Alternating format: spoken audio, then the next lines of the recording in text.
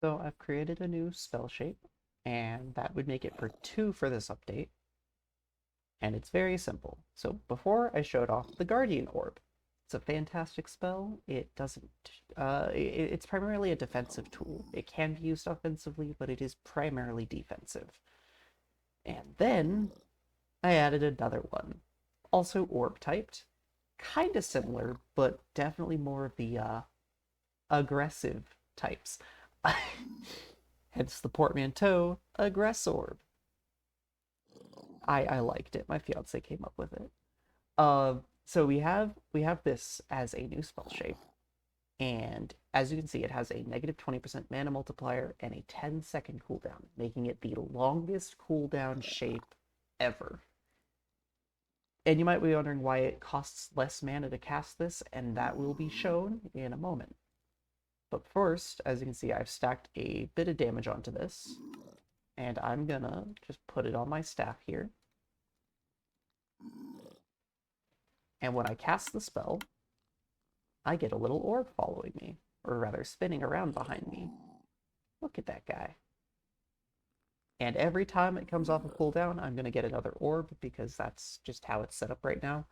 Um, and I'm going to pause the recording and come back once I've got 5 orbs.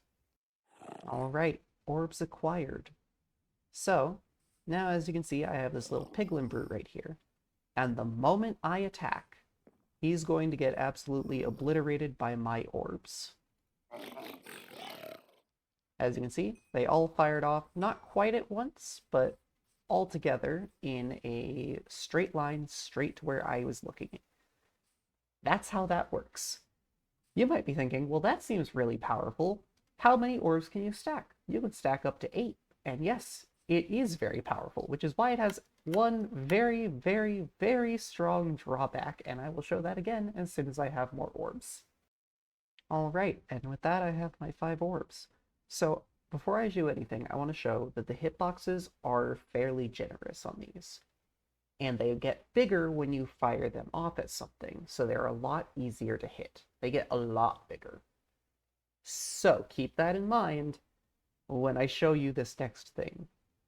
If, for whatever reason, these orbs take any damage from anything, they will immediately home in on me and attack me because they are my orbs. So, if we have a little thing that does, like, basically no damage, but it's an explosion, well, all of those are going to attack me and I'm going to die a very, very painful death. And that's why the mana reduction is there, to encourage people to use it despite the inherent risks, because skeletons and creepers can activate this. And it's terrifying, and I love that.